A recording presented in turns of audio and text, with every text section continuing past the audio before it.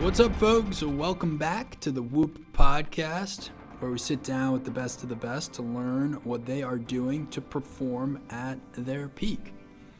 I'm your host, Will Ahmed, founder and CEO of Whoop, and we're on a mission to unlock human performance. We got a great podcast this week.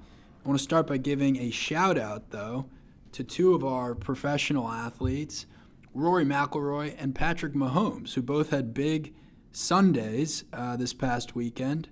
Rory McIlroy winning the Dubai Desert Classic in dramatic fashion, and Patrick Mahomes leading the Chiefs to the Super Bowl. I always find myself a little biased rooting for Whoop athletes, but it's very easy to be rooting for Rory and Patrick. Congratulations, guys, on a phenomenal weekend. All right, on this week's episode, our VP of Performance Science, Kristen Holmes, is joined by scientist and winter swimming expert, Dr. Susanna Søberg, who has a PhD in metabolism from the University of Copenhagen and is the founder of the Søberg Institute and her science-backed program, the Thermalist Cure. Her methodology and science are derived from the Scandinavian traditions of cold water swimming and its positive impact on the mind and body. One of her principles is to end cold, to increase metabolism and prolong the benefits of chemicals in the brain, a principle that Dr. Andrew Huberman from Stanford University named after her, the Søberg Principle. She is a best-selling author thanks to her book, Winter Swimming, and her research has been featured on the Huberman Lab podcast, the Lex Fridman podcast, the Joe Rogan Experience podcast, and more. Kristen and Susanna will discuss the benefits of cold and heat therapy, the body's reaction to cold plunges, tips on how to build up the habit of using cold therapy, the methodology of the Søberg Principle, the impact of cold plunges and winter swimming on sleep and recovery, the science of brown fat and its importance to metabolism. Before we dive into this innovative recovery behavior, I'm excited to share that Whoop is launching a new two-way integration with Hyperice. Connect your Whoop and Hyperice apps through Apple Health to understand the impact of using Hypervolt massage or Normatec air compression on your recovery. Plus, get personalized Hyperice recommendations based on your Whoop activities, sleep, and recovery data. Pretty awesome. Huge fan of Hyperice, and check out that integration. Also, if you're new to Whoop, you can use the code WILL when you're checking out and get a $60 credit on Whoop accessories. You can use that for bands, battery packs, and more. If you have a question you want to see answered on the podcast, email us, podcast@whoop.com. Call us at 508-443-4952, and it might just be answered on a future episode. Here are Kristen Holmes and Dr. Susanna Søberg. I am thrilled to welcome Dr. Susanna Søberg to the Whoop podcast. Susanna, through her groundbreaking research and her beautiful book, Winter Swimming, has helped us gain a deeper understanding of our metabolism, brown fat specifically, and its purpose in adults, as well as the outsized benefits that cold exposure can have on our physical and mental health resilience. Based on the depth of her scientific research and experience, Susanna has her programs and protocols with the aim of lowering stress, improving sleep, and increasing both mental and physical health. Susanna, welcome to the Whoop podcast. Thank you so much. Thank you for inviting me. Oh, of course. You're making such an impact. I'm just beyond excited for the discussion today. I thought we could start just with the basics of, what's actually happening when the cold hits our skin. So when the cold hits our skin, we have cold receptors in the skin, and that will be activated as soon as you actually just take your bathrobe off on the jetty or just by your outside in the wind. And it doesn't have to be that cold, actually, for the cold receptors to send this emergency signal to the brain. And in the brain, there's this temperature regulating center in the hypothalamus, which will send then noradrenaline out and activate our hormones, so cortisol, and all the stress hormones will go up and activate the sympathetic nervous system. And part of that is also activating the brown fat. So the brown fat is going to be activated immediately as soon as you take the robe off. So you don't have to think, I have to activate my brown fat and then sit for 10 minutes in a bathtub with ice in it. You don't have to do that. Your brown fat is activated immediately as soon as you just get a temperature change in your skin, actually. So as soon as you get cold on your skin, the cold sensitive receptors will activate brown fat. It will activate all your neurotransmitters in the brain. So norepinephrine will go up by 2.5 fold within just a few minutes as soon as you go into your ice bath. And that will make a huge activation of your brown fat, which will then generate heat in your body. That is the main purpose of the brown fat. So the brown fat has to be there to save us as soon as we get cold. So, and that is also before you go into your ice bath, but also when you're in it. So the first initial minutes, it's going to be the brown fat, which is trying to keep your temperature in your core up. And that is not the only thing that needs to happen to actually keep you alive or make sure that you don't die. So the sympathetic nervous system is this biological system that we gained during evolution, because we were born, you can say, in the cold and in the heat. So we need to have a system to actually get rid of the heat and also heat ourselves up. So the brown fat is born in that way. So we are born with the brown fat, but we still have it, even though we don't use it outside or live outside to use it anymore. So, but we can activate it in the ice bath, or when we winter swim, or when we go outside, just in a t-shirt. So the vessels will contract because you also need to make a kind of a surface around yourself and make the blood go to your core to make sure that your vital organs are not cooled down too fast. Because it's going to kill you if you don't do that. Right. So the blood is going to go to your core. Your norepinephrine will activate your fight or flight system, which then will make your heart rate goes up, your blood pressure will go up. It's not much. It's only 9 to 12 millimeter mercury. So it's very little, actually, that science show that the blood pressure goes up, and it's very brief that it goes up. Because what else happens is that the sympathetic nervous system is only part of the cold shock. Because what I just described is actually what happens in the cold shock. It will last for a minute or so when you go in, but the parasympathetic nervous system is also activated. And that is because you submerge yourself into the cold water and activate your diving reflex. And that will make your parasympathetic nervous system activate, which and your vagus tone as well will be activated. So that will make your heart rate and your blood pressure go down. So that could also make this a little bit of a conflict in the system.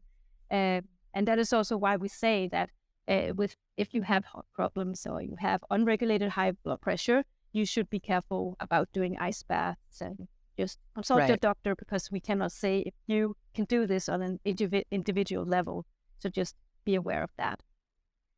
Yeah, I mean, I think that's a really important call out, that there, some folks could respond negatively to the shock of the cold water, and that they, probably need to consult a doctor before taking on any of these kind of protocols. But if we can talk a little bit more about the autonomic nervous system, because I think that's a really important, we obviously track heart rate variability, which is a function of the heart, but originates in the autonomic nervous system. And I think we're, always thinking about, how do we achieve more autonomic balance? And clearly cold exposure is a path to taking more control over your autonomic nervous system, in the sense that you're kind of creating a balance between these two systems. So you mentioned, kind of 1 minute before you actually go from sympathetic activation to parasympathetic activation. Is that what you found in your research? Is that kind of an approximation? So folks need to stay in the water for at least a minute, and then assuming, another maybe 30 seconds to a minute, in order to kind of get this dual benefit of, this both sympathetic and parasympathetic activation. Yeah, so there are studies showing that depending on if you are a new winter swimmer or a cold water swimmer, then you will definitely have a longer cold shock than if you are adapted. And that is because during adaptation, you will have a more damp response to the cold, because you are adapted to it. And that is a process that happens in your metabolism, and also in the way the blood vessels can constrict, because the constriction will also increase the ability to actually constrict the vessels, will increase with cold adaptation. So the 1 minute is just approximately, because we cannot really take everyone under one and say it's always 1 minute, because it's not. It's going to be between 1 and 2 minutes, depending on how adapted you are. Right. Is it the skin receptors that adapt? Like, what exactly is adapting to kind of this shock response? Yeah. So the adaptation goes for multiple systems. So one thing is the adaptation is the metabolism. So how fast you can, how well your body is at heating itself up, keeping or minimizing the heat loss, you can say. And that is the main purpose for the body once you go into the cold. It has one purpose, just reduce heat loss. And the body gets better and better at that the more you actually expose yourself to the cold. So the adaptation goes to the constriction of the vessels in your skin. That is one thing. And the other thing is in your metabolism. So the brown fat activation, how fast can you increase your metabolism by activating brown fat? How fast can you activate your muscles, the shivering? Over time, the muscle shivering will actually subside a bit, and you have probably experienced this, that you cannot see your muscles shivering anymore. And people often ask me this question, so don't we get all the benefits out of it? They do. It's just because when you increase, when you get adapted to the cold, the muscles also increase mitochondria in the cells, and they just get more efficient at increasing heat. So they don't have to shiver that viciously, or what is that called, so much as they did in the beginning. And also the brown fat is much more efficient because they have increased the amount of mitochondria in the cells, so they are efficient at heating you up. So adaptation goes for the constriction of the vessels, your metabolism, and also how good your capillaries are at actually shutting down the blood supply to your skin. And this is also very much an equation about how much fat layer you actually have. How good of a shield can you make on your body to keep the heat inside of you and keep the cold out? But you will always lose in this battle. That is just one thing. Because if you stay there, the cold water will always win. So it's not like, it's not like you should try and defeat it or something, because you can never build a shield good enough for you to heat up the bathtub in ice water. So the cold adaptation will happen over time, but you should always keep in mind what is healthy for you. So, and that's kind of like what my research was about. What is actually enough? Right. And we'll dig into the exact kind of protocol. What differences have you found in men versus women in terms of brown fat activation and kind of recruiting brown fat adipose tissue? So in my research, we didn't look at the difference in men and women, but we do see in research that published from other groups that women actually have more brown fat than men. And I found this very interesting already from the beginning of my research. Yeah, because why do they have more brown fat? But I think today, and this is also something that I write a bit about in my book, that women have more brown fat. That's my hypothesis, at least, because we don't really have an answer to this. I just want to state that, because there is no. This is just me reflecting. Okay, so women have a large, you can say, surface ratio to their mass, right? Because we are smaller, we have less muscle mass than men have, and muscle generate heat. So men have this other system which can generate heat in the body that we don't have as much as they do. So there are two tissues in the body which can generate heat, and that is the brown fat and the muscles. And those two are working together as soon as we go into the cold tub. So what first thing is the brown fat activating, and then the muscles, and then the muscle sends a signal to the brown fat about keeping it activated, and then they work together to keep you alive.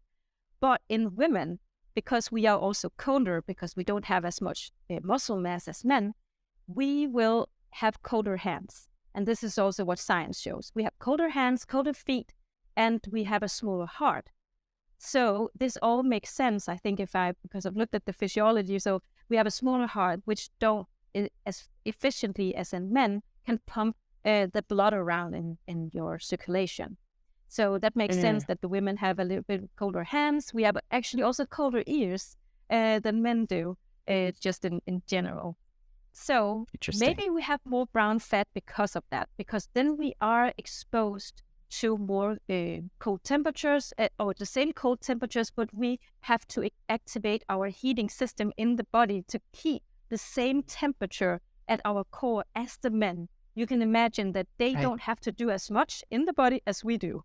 So right, because they have more muscle mass. Yeah, yeah, they have more muscle mass, and probably not as much brown fat because of that, because the muscle mass is gonna help them keep. Also, they have just more mass to keep the temperature up. Oh, that's really interesting. So I suppose, there are other ways to activate brown fat. What would be outside, obviously, cold exposure is undoubtedly like the most physiological effective regimen to activate and recruit brown fat. What are some other things that people could do to activate brown fat? So actually, the brown fat is also activated in the heat. The brown fat is not only our temperature regulator on the cold side, it's also our temperature regulator on the heating side, meaning that it's gonna nivellate our temperature in the body. So if you're getting super hot on your skin, the body tries to get rid of your heat in your body, because the temperature receptors in the skin is going to send a signal to the brain saying, oh, my skin is getting really, really hot now. I want to get rid of some heat from the body. Then the brown fat is going to activate from the inside, so you open your vessels and you can let out the heat that you have built up. You are out to build up in your body. So heat is definitely one thing that is going to activate the brown fat as well. But everything that actually activates your sympathetic nervous system, that is increasing your norepinephrine. Because as soon as norepinephrine goes up, you will have an activation of the brown fat. So when you do exercise, you also increase your heat in your body and you will activate the brown fat, but you will also activate your sympathetic nervous system. Norepinephrine goes up and you have an activation of that. So it's kind of like counterintuitive that you are going for a run and then you have an sympathetic activation, and then you increase your brown fat activation and you heat up from the inside. But that makes you sweat, and that makes you sweat, and it makes you hyperventilate, and that's how you actually lose weight as well, because that's how you get rid of fat from your blood, from your system. Right. Would you say the quickest, if people have to choose between hot therapy and cold therapy I would imagine be the fastest route to brown activation. Would that be correct? I don't know, actually. There's no studies comparing. Is cold better than hot, I guess? At activating brown fat. So as the literature goes now, we know that brown fat, the cold is a very potent stimulator of the brown fat, because we have more cold sensitive receptors in the skin.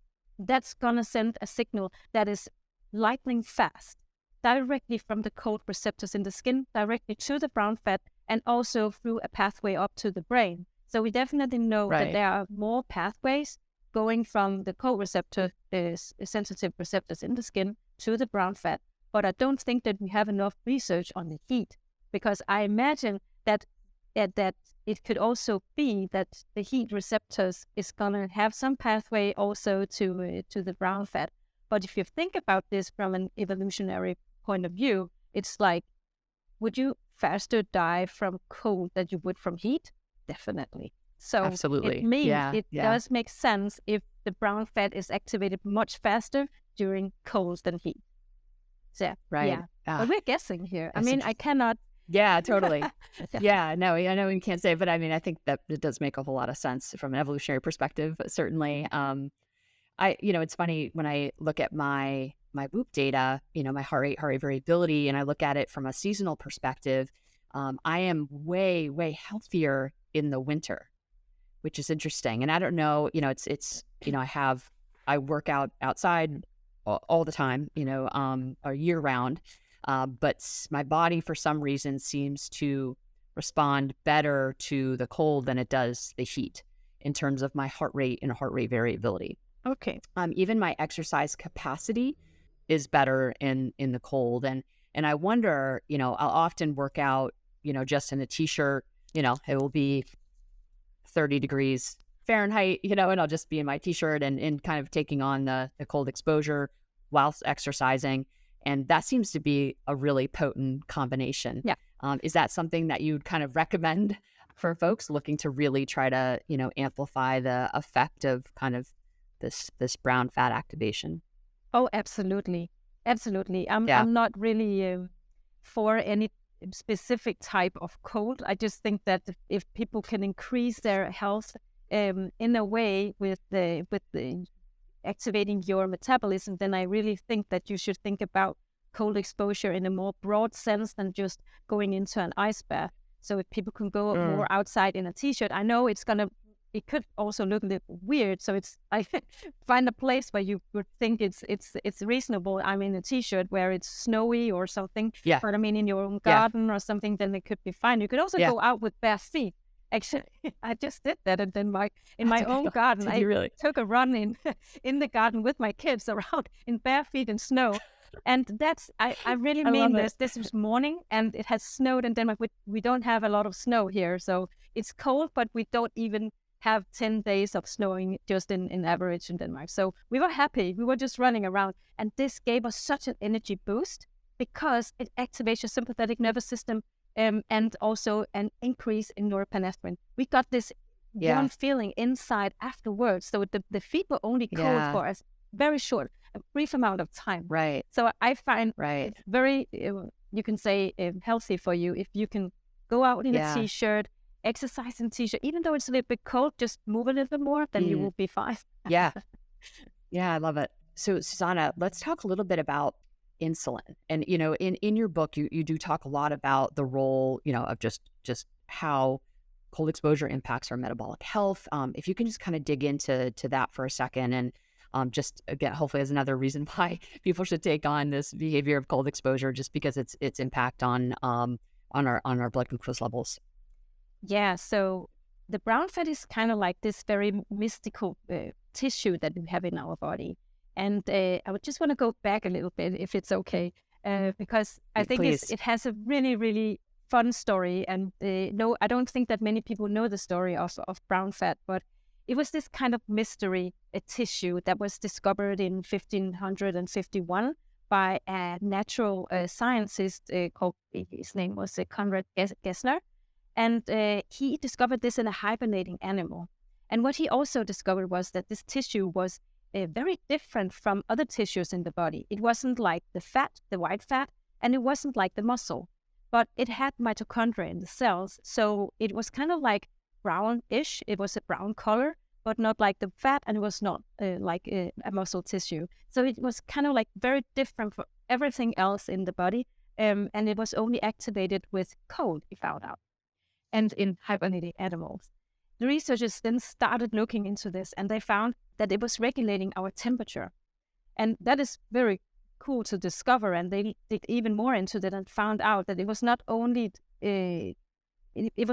there in hibernating animals, but also in mammals. So they kind of like lost a bit of their hypothesis around this, that it was only in hibernating animals. So it was kind of laid on the shelf for a bit, the science. But if we just fast forward to 1966, where a researcher discovered actually the brown fat in humans, in infants, they saw in autopsies that they had this very large piece of brown fat on the back.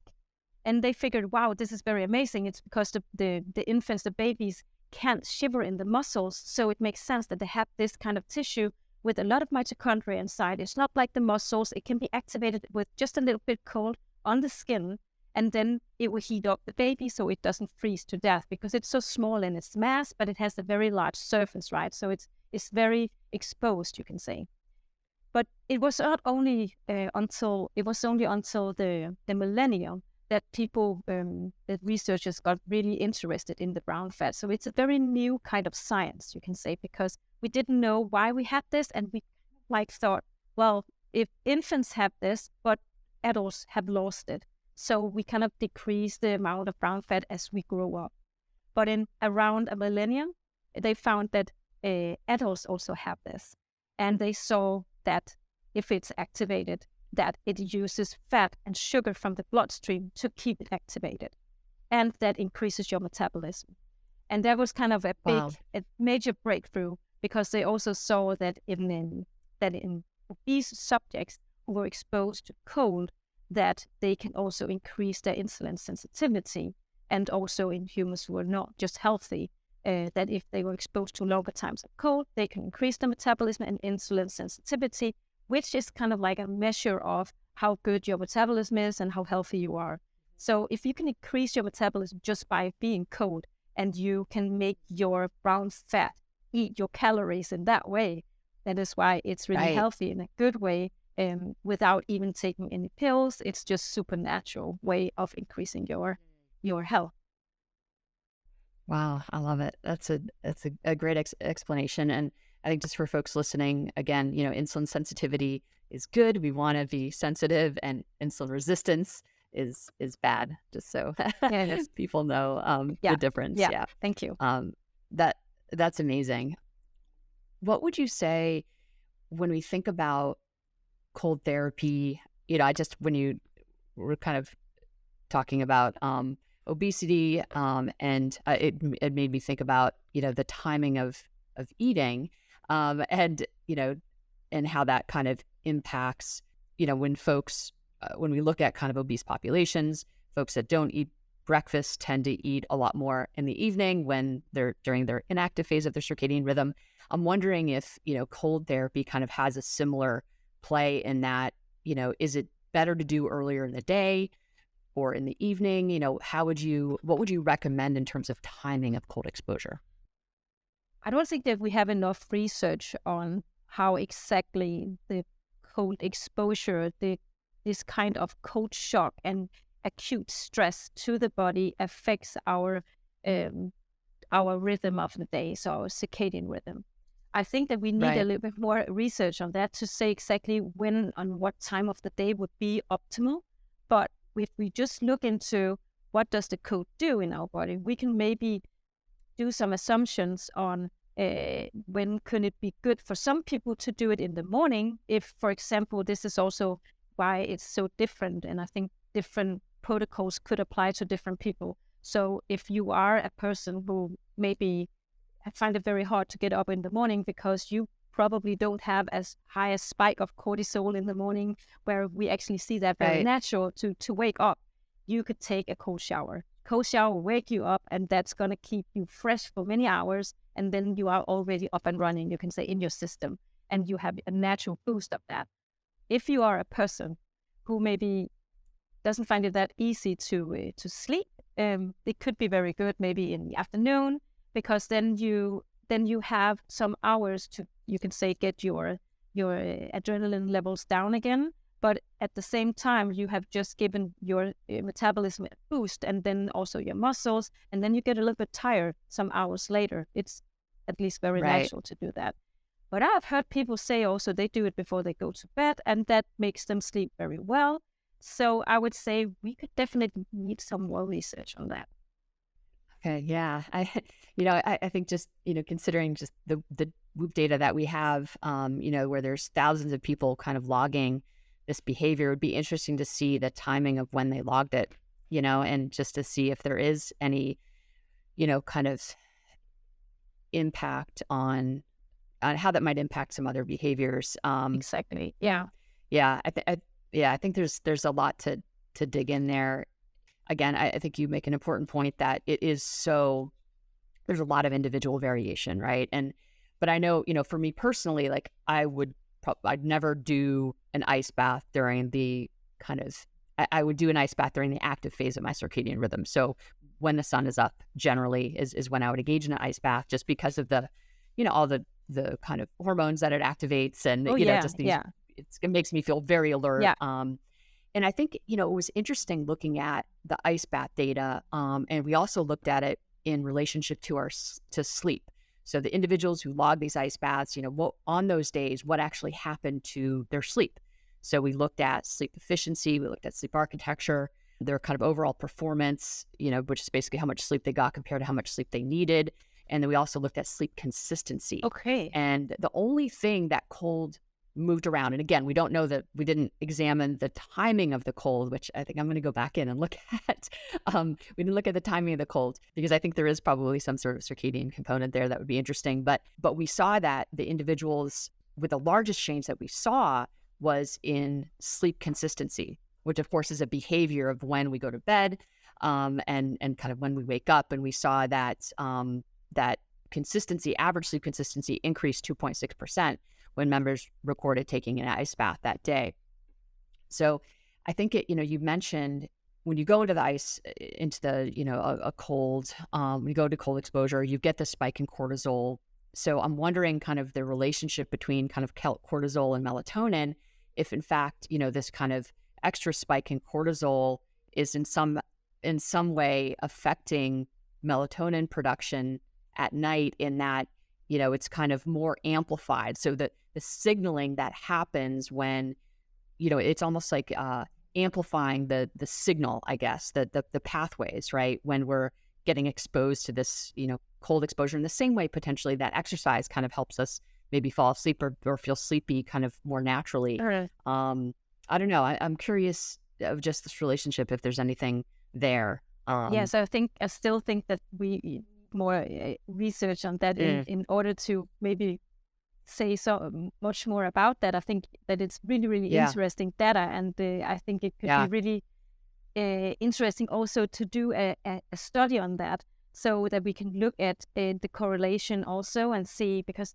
in my study we did see that the winter swimmers they were adapted winter swimmers, they've had been swimming for 2 seasons, and the control group were matched on age and VO2max, so fitness level, and also they were pretty good match, these 2 groups. But the winter swimming group adapted to cold water, they had this spike of cortisol in the morning, which was higher than the control group, which could indicate that they have a better metabolism, they have a better circadian rhythm, they have a better waking up, you can say clock in the body to get up and get started with the day.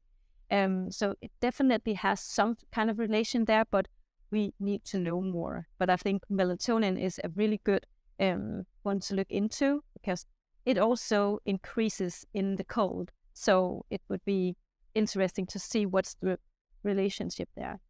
A lot of hypotheses here. I know. I mean, I think it's interesting. Because the melatonin basically promotes the recruitment of brown fat tissue, right? Yeah. Which obviously increases thermogenesis, and that has a circadian component. I feel like this is really interesting. It is really interesting. The brown fat has a circadian rhythm, which we didn't really know, but we found that in my study in humans. We did see it in mice studies.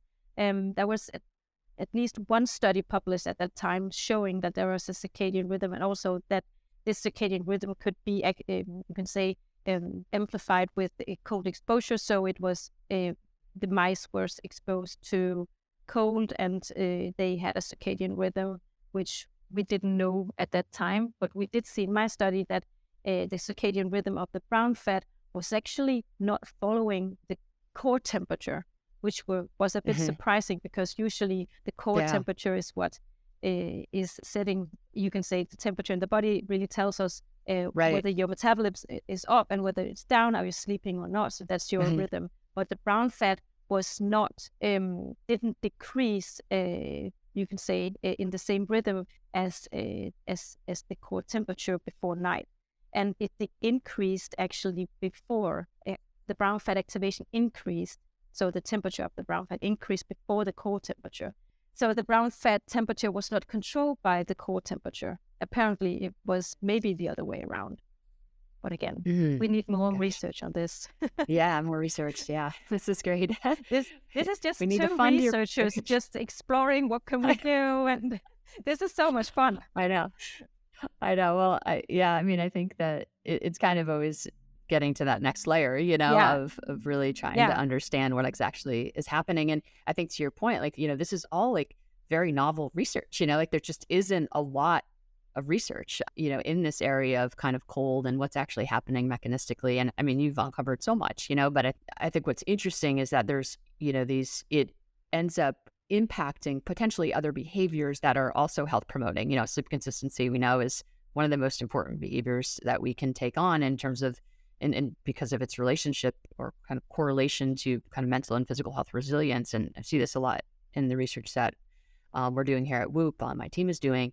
So it's, I'm kind of always interested in, how do these behavior like cold exposure, how does that impact other systems in our body that actually potentially subconsciously is kind of pushing us towards the other behaviors that are really health promoting. For example, because we've got this amplification of cortisol, release, that somehow impacts our melatonin, which makes us feel sleepy and allows us to kind of go to bed at a stable time, each day. So I'm interested in kind of these relationships, and I think that there's a lot of really exciting things to explore there. It's so interesting. Yeah. So exciting. One of the, we've talked a lot of, just about just winter swimming. And maybe before I want to talk about cold showers, and just the difference between, kind of winter swimming where you're you're submerging, neck down basically in the cold. And you mentioned that it's different for everyone, but how long on average should people be spending in the water to kind of get all these benefits if they're doing winter swimming? And then we'd love to talk about the Amsterdam study and kind of go into kind of cold showers and the benefits there and the differences. Yeah, so cold immersion is definitely affecting your body in a totally different way from going into a cold shower. So when you do cold water immersion, you will activate your sympathetic nervous system and also the parasympathetic nervous system and your vagus nerve. So you will get the activation of the energy, and you will also get the more calm and resting mental balance afterwards, because you have activated your serotonin and you have that release in the brain as well. So you will get this calm and nice and resting feeling afterwards, where you just feel very good and you feel very happy because of all these happiness hormones also being activated. For example, dopamine going up by 2.5x, wow. and norepinephrine going up also 2.5x and up to 500 or 5 times above baseline. So, and this is within minutes just by submerging yourself into cold water. So going into an ice bath or winter swimming is definitely going to impact your whole autonomic nervous system, and you will get the benefits of all of that. But when you go into a cold shower, you will activate the sympathetic nervous system because you won't get that submersion into a cold water, which will activate your diving response. So you will get some other benefits from going into a cold shower. And a study from Amsterdam, which you just mentioned, but the study from Amsterdam is the only cold shower study that we really have. It's a randomized controlled trial where they have looked into different groups, where they put people into cold showers for 30 days and saw warm showers only group, and a group who did warm showers and then turned the handle over to a cold shower for 30 seconds and then 60 seconds and also 90 seconds. And they did see that the group who did the cold showers at the end had fewer sick days from work. So this could indicate that they had an increase in their immune defense or immune system. Wow. So they had this better immune defense in the body going. But in the control group, they didn't have that. So they were still going with the same rate as they usually do with the sick rate. But the sick leave in the other group was actually lower. But this could also be not only because of the immune system being boosted, it could also be because they just got happier, and it could be because they got a better feeling about themselves. So being maybe a little bit sick, but being happy at least, and being more positive minded around just the world and yourself will make you get up in the morning and go to work. So it could also be an impact on all of these things. And I actually don't think it's that important whether it's only one thing or another. I just think it's the behavior of this, I think, is amazing, because you got up, you did go to work. It could be a combination of the good hormones, the happiness hormones going in your brain, but it could also be the activation of your immune system. So the activation of the immune system happens because when you go into the cold water, you will have a boost of leukocytes and monocytes in the body, which will then also clean up some of the, you can say, the inflammation in the body. And that is kind of like the main thing for our lifestyle diseases these days. In our modern world, we have one like root cause for all this, that is inflammation. So if we can get rid of some of the inflammation by boosting our immune system, that is also one reason why you should definitely start. So you will have immediately benefits from going into the cold shower and going into a cold tub or going winter swimming. You will have immediately health benefits from first time you go. But if you continue, then you will have the long-term benefits. And that's what I really think is very interesting. And that's what I've studied in my research. I love it. Well, I want to talk more about inflammation in a second, but if you'd say, if we're doing a cold shower, for example, versus winter swimming, like what would be the, if we look at total minutes across the week for maximum benefit, what would be, kind of that threshold of just how much time do we have to spend, how many days do we have to do it? Is there kind of a sweet spot that you found in your research? Yeah. So, and this was kind of like not what we were looking for, but I wanted to figure out when I did. Yeah, no, but it was like I did want to find some kind of like a method or something, because I was not a winter swimmer when I started. So I wanted to do a study. I wanted to do a study where I kind of like looked at the lowest threshold, but finding the good benefits. Amazing. So no one else had done a study where they had looked at activation of the brown fat with cold water. They have looked at cold air. They have looked at how the effect is with wearing a cooling vest or sleeping in a cold room and stuff like that. But never had there been any studies with the cold water, which is a very much more potent activator of our immune system and of our metabolism and everything. So it was kind of like a new thing going into to that research. So what I wanted to do was to look comparing two groups, one that is already adapted to cold and the other one who has never taken an ice bath or winter swimming at all. But the groups, on the other hand, just were very equal or very matched on age and gender and also on fitness level. And they were. So what we found in the study was actually that because I monitored how much they went winter swimming and how much they actually also went into the sauna, because I wanted them to do the Nordic way of doing this cold exposure, which was also with the heat. And I had this kind of feeling that the brown fat is not only a activator of the cold, it is a temperature nivelator in our body. So the heat might as well be activating our metabolism. So I didn't want to rule that out. So they did both.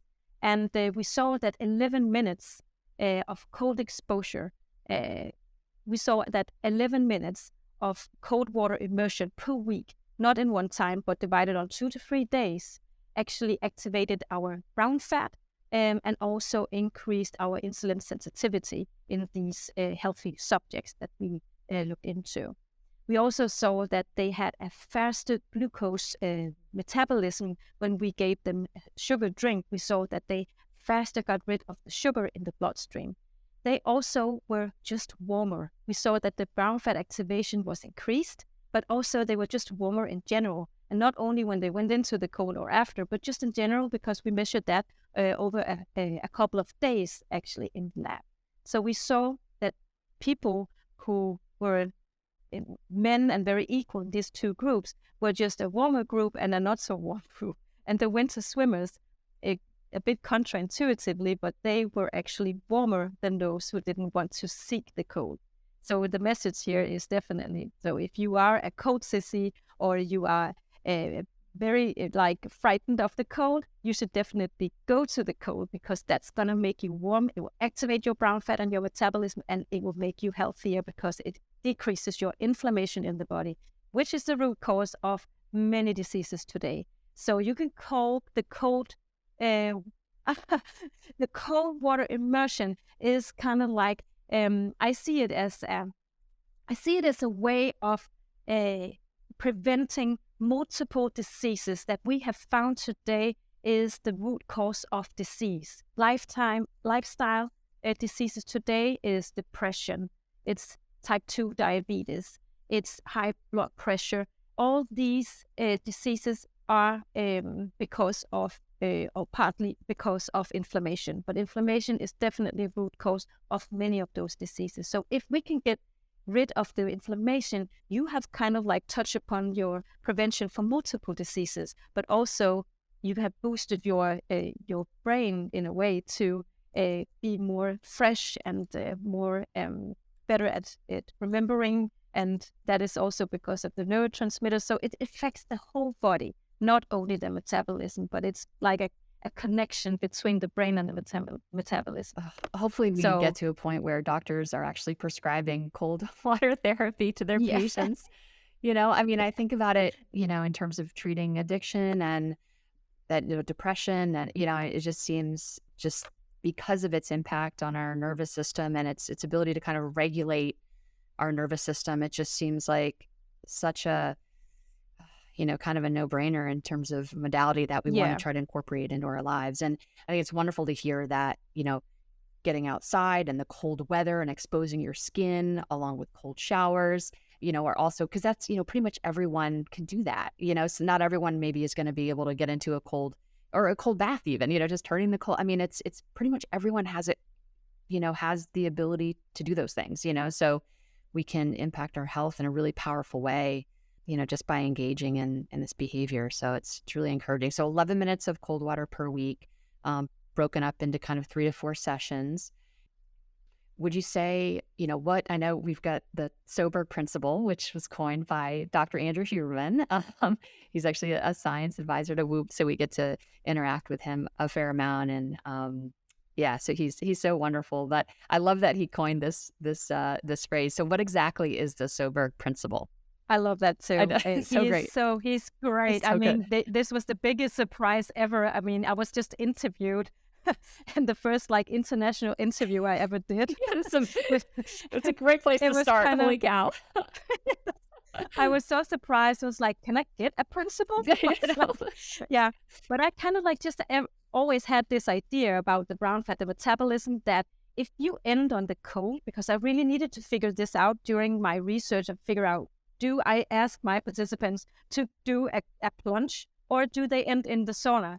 And then I was thinking about, what does the body actually do in the heat and what does it do in the cold? That's why I've read all the literature, and my supervisor asked me to read to make the book that you have been reading because I was told to do that in the beginning, and I was like, well, I don't think I can. But I had read all the literature and found out that, or figured out in a way, that if it's increased by cold, by activating the brown fat, then, and my hypothesis really is real, then you must end on the cold to force your body to heat up naturally. Because if you do that, then you force your body to spend more energy and you will burn more calories, glucose and fat from your bloodstream.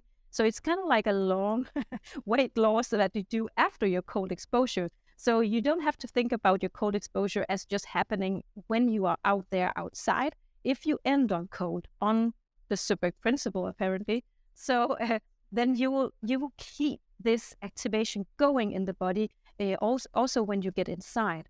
The one thing that I want to also touch upon is just if you end on the cold and you go home, then I'll ask you to keep moving, because it's also one thing that's going to help you increase your heat again in the body, because the muscle will help you a bit, because it's really not something that is that easy at the beginning. So you have to adapt to this, and you will have muscle shivering for a couple of hours after that will happen, and it's completely natural and it's not dangerous as long as you don't stay too long in the water. So your after drop won't be too high, and the after drop is when your core temperature decreases too much. And you will have a visual shivering at home, but just keep moving and then you will be fine, and you will have a high increase in your metabolism. So end on cold to have more activation in your metabolism. Amazing. How cold does it need to be? What would be, and again, it probably matters based on how adapted an individual is, I would think, but what is the temperature at which we can realize these benefits that you're talking about? Yeah, so cold water, you can define cold water at 15 degrees Celsius and below, I would say. And that is based on the studies that I have read, where you see that people have drowned, meaning that they became hypothermic. So these are based on statistics of hypothermia and also drowning accidents. So if we have this statistics and saying that from 15 degrees water and below, we can have accidents, then I would say that cold and activating your cold shock must be from 15 degrees and below. Okay. So That's 59 actually degrees of Fahrenheit, just for folks for the conversion, because we get a lot of US folks. Yeah, thank you. Actually, it doesn't have to be that cold to activate your cold shock. But just to keep your brown fat activated, you don't have to do that cold actually. So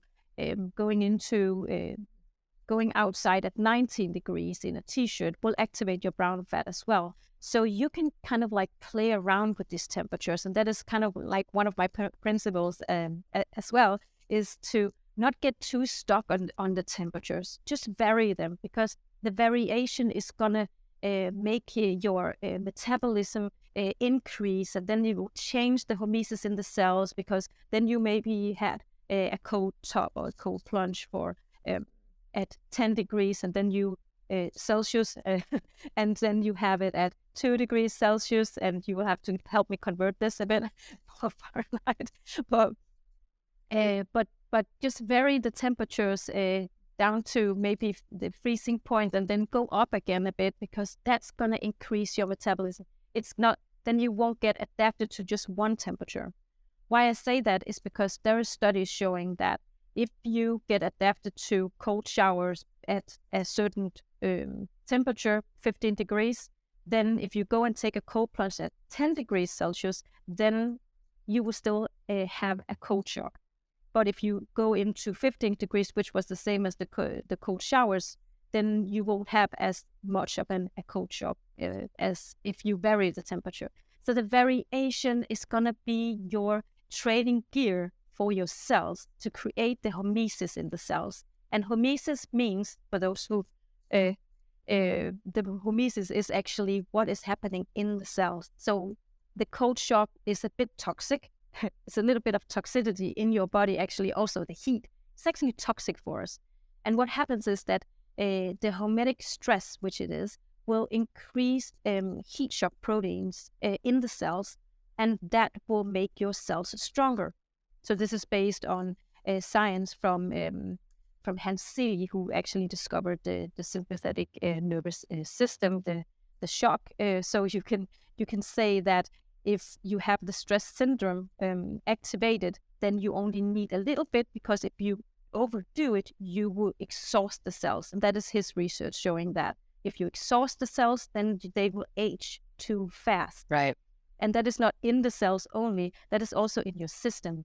Meaning that if you stay too long in a very cold top, then you will actually also maybe put too much stressor on the heart and on your cardiovascular system. That is why I am trying to promote this microstressing, which my research is also about. So microstressing at different temperatures, just vary them. That would definitely keep your metabolism going in a healthy way. I love it. You know, as you're kind of talking through this, like so many of the mechanisms and, you know, the principles I think are similar to exercise, you know, in that we want to modulate our volume and intensity and frequency, you know, of exercise, and cold it feels very similar to me, you know, in terms of, you know, just what you outlined, you know, and I think, you know, all these kind of hormetic kind of effects, I think, you know, that are, you know, present with cold, I think, you know, are obviously present with exercise, and it's no surprise that they impact brown fat kind of similarly, you know, and our metabolism in a similar way. I find that really interesting. One note just on inflammation, I just wanted to go back to this because I think, you know, I've experimented a lot with this in terms of just, you know, do I do cold before, you know, as a coach for many, many years, a Division I field hockey coach, and we would do ice plunges during our preseason after the practice to try to accelerate recovery next day.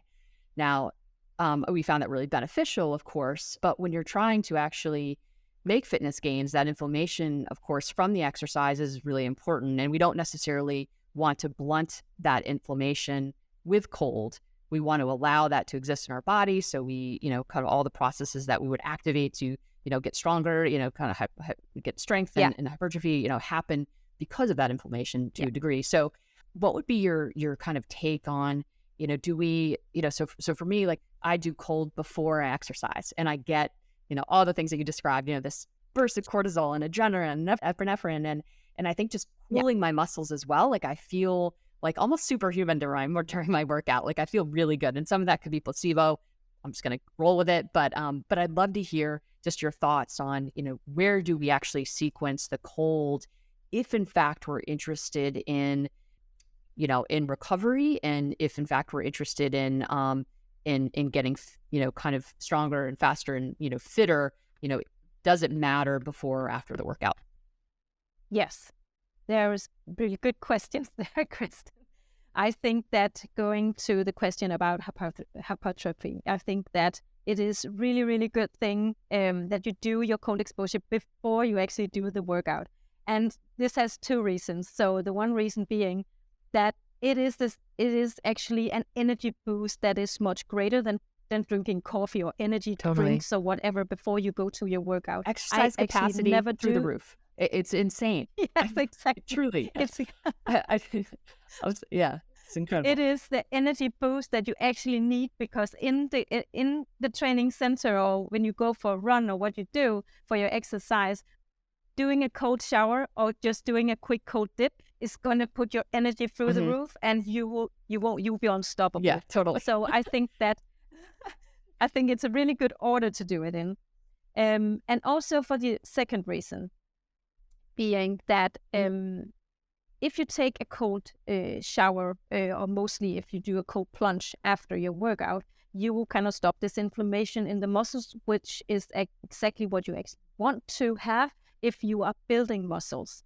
But it will then recover your muscles better, which means that you will have less pain in the muscles after your workout.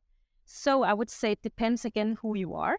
If you are not looking for growing your muscles, and I don't say that it's a lot impact that it has, but if you are competitive or competing and doing a lot of sport maybe every day, then it could be a good thing to go to a cold plunge after your workout. You're trying to prioritize recovery. Yeah, because you need to compete the next day or something like that.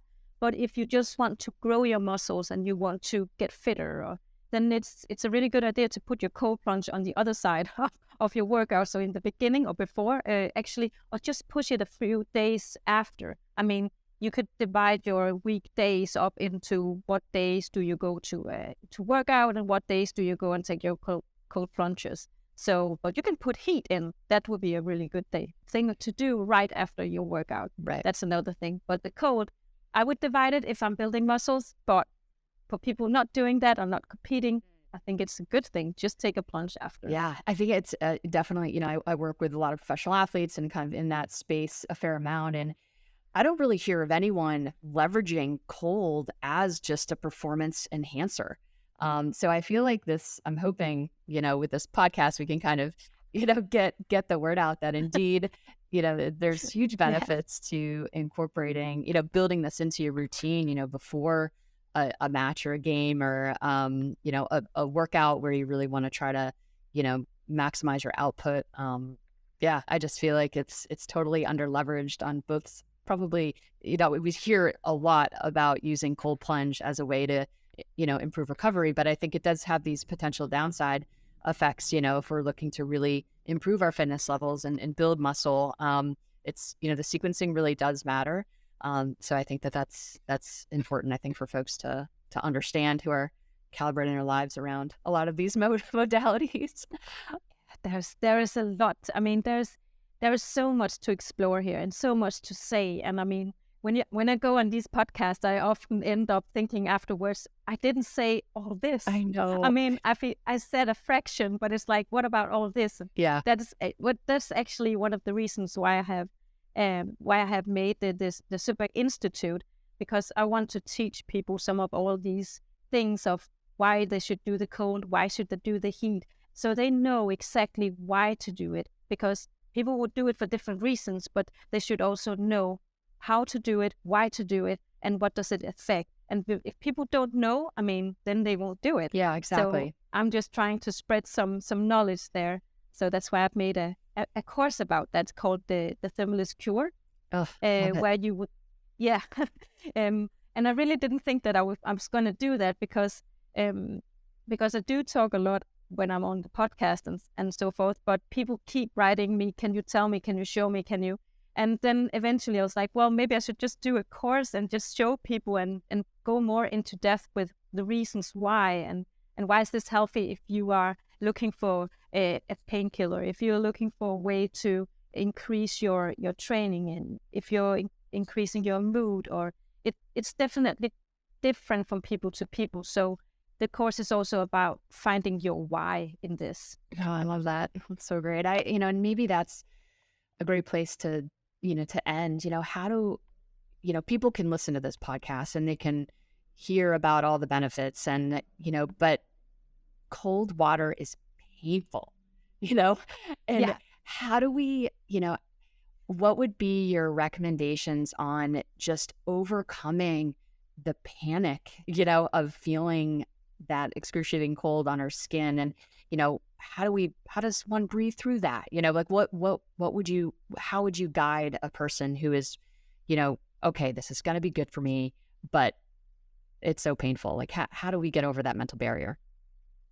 Yeah, that is a really good question. And I think that you just said, right, it's actually very toxic for the body going into cold. So it's not going to be your friend, but it's not going to be your friend in that way, but it's going to be like a toxic friend, you can say, which you want to visit sometimes, but not stay there for that long, because then it gets dangerous. You just run off again. Just say a quick hi and then run off again. So it's kind of like the cold is super good for us in a short amount of time. So one of the things that we need to do or need to think about is just you only need to do it for a short amount of time. So going into the water and get a hold of your nervous system by doing breath work. So with your breathing, you can lower your nervous system. And when you can do that, you get over your cold shock, and then you can stay there maybe for a little bit of time. 2 minutes is enough, actually, and then you can go up. As soon as you get over the cold shock and you get into this more calm and activation of the parasympathetic nervous system, then you have already, you can say, you already get the benefits from all the neurotransmitters and also activation of the brown fat, which we just talked about. So you don't have to stay longer than that.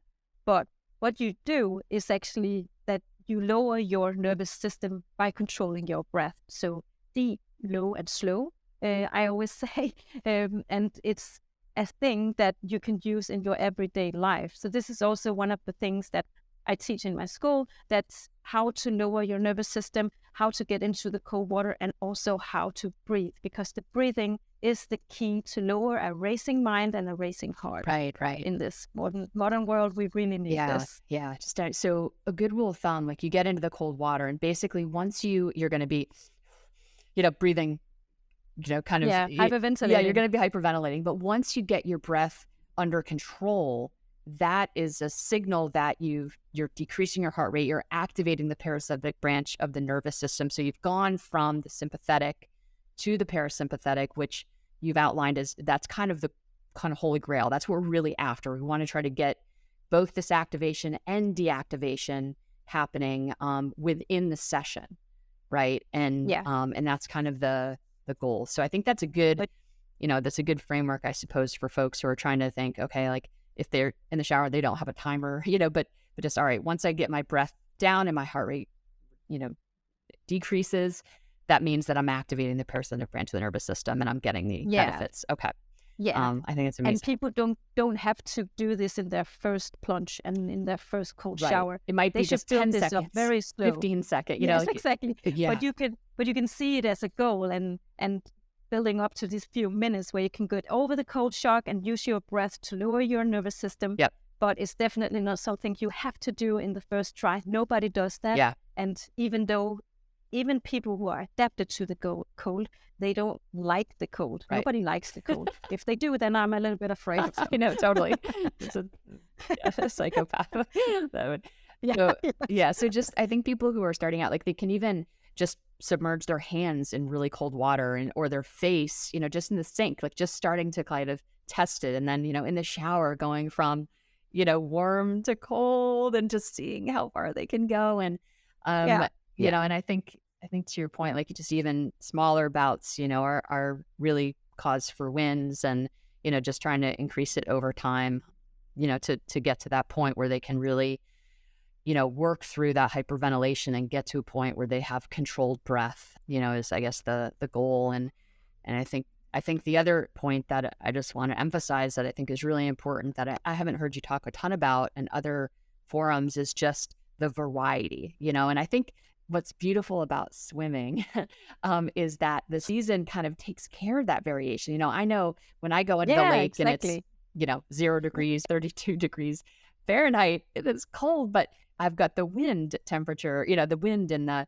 air temperature, right? When the air temperature is warmer than the water, that is brutal for me. Yes. I prefer to have the air temperature kind of colder than the water. It just seems less painful. Yeah. And I don't know if there's anything real to that. Is that okay? Yeah. Yeah. Actually, the summer can be brutal for some people because you get so hot on your skin. Right. And then you go into the water and you get even more surprised because you were not prepared. Totally. That the difference was that big. I know. My friend and I we were in Boston and it was May. And of course, in the Northeast, it's pretty darn cold. The water was, I think, definitely below 50 degrees Celsius, so probably in the low 50s Fahrenheit. But it was a warm day. It was like 80 degrees. And we did a workout on the beach, and then we went to the ocean, and it was like, it felt like it might as well have been, 0 degrees or 32 degrees Fahrenheit. It felt freezing. But I think that's like what's so exciting about winter swimming is that it's going to be different every time you explore it. It will be completely different. And I think to me, that's what gets me so excited about just winter swimming is just, being out in the nature. And sometimes, the rocks have ice on them. Sometimes they have snow on them. Sometimes you have to cut through the icy water, hole, But I think all of that, gets you out in nature, gets you out of your comfort zone. And I think I would love to just end on, and you've kind of throughout, I've talked a little bit about the mental benefits, but, just this idea of mental resilience. I think for a lot of people, this is a hard thing, and I think as a society, we're kind of inoculated, I think to a degree, from environmental stressors, right? Because we're in homes that are perfectly, lit, and they're perfectly, temperature controlled, and there's just this incredible opportunity to invite this beautiful stress into our system. So maybe just talk a little bit about just the mental health resilience aspect of this. Yeah, so I really think that you can get these health benefits, the mental benefits from going just into the cold, but adding the nature component to this is definitely going to help. Yeah. Because the nature component, I also write about this in my book, Winter Swimming, because in Denmark, that is what we have in the north. We have open sea and we have so much water in Denmark. So everyone in Denmark can drive to the sea, and we only have 50 kilometers just in average to some water. Wow. So it's really easy for us to get into just open water. When you are in nature, you actually decrease your stress level by just taking a walk for 20 minutes. And this is shown by science that 20 minutes walk is called forest bathing, actually. So you go into the forest and you go for a walk for 20 minutes, and then you decrease your norepinephrine levels by 20%. And you will also decrease your cortisol levels on you can say a daily decrease on, I think it's 17%. So you would definitely have your stress level down just by going out in nature. It's as if nature is rewarding us from coming back home in a way.